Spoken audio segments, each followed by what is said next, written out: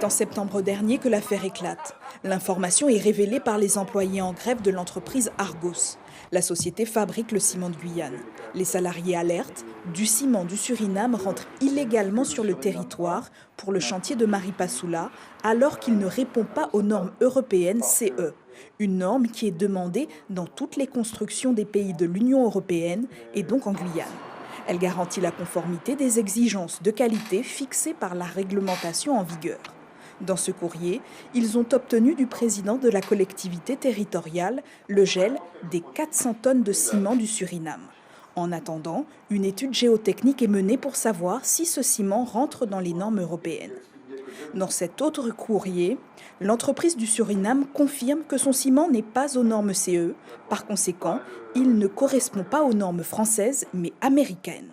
Comment un produit qui ne réponde pas aux normes CE ait pu arriver sur un chantier aussi facilement et en échappant à tout contrôle, puisque il y avait bel et bien un cahier des charges qui disait que pour tel type de chantier, il fallait que votre ciment soit aux normes européennes. Finalement, à ce jour, c'est uniquement le ciment de Guyane qui est utilisé pour la première phase du chantier de l'aérodrome.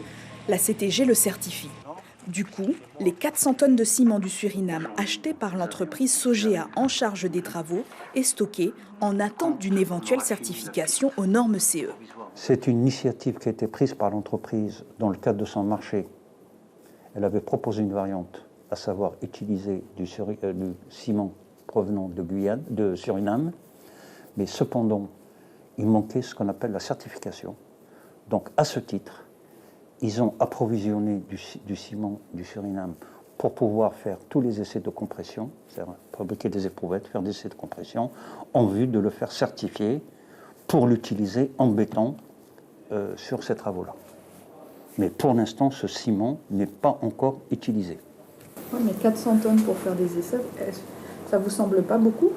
Il faut poser la question à l'entreprise, sincèrement. Cette affaire pose plusieurs questions. Pourquoi l'entreprise Sogea, qui a acheté et acheminé le ciment du Suriname à Maripasoula, alors qu'il n'était pas aux normes CE? Et pourquoi ne pas avoir demandé une certification pour le ciment bien plus tôt? Son directeur, Olivier Montes, que nous avons tenté de joindre, n'a pas répondu à nos sollicitations.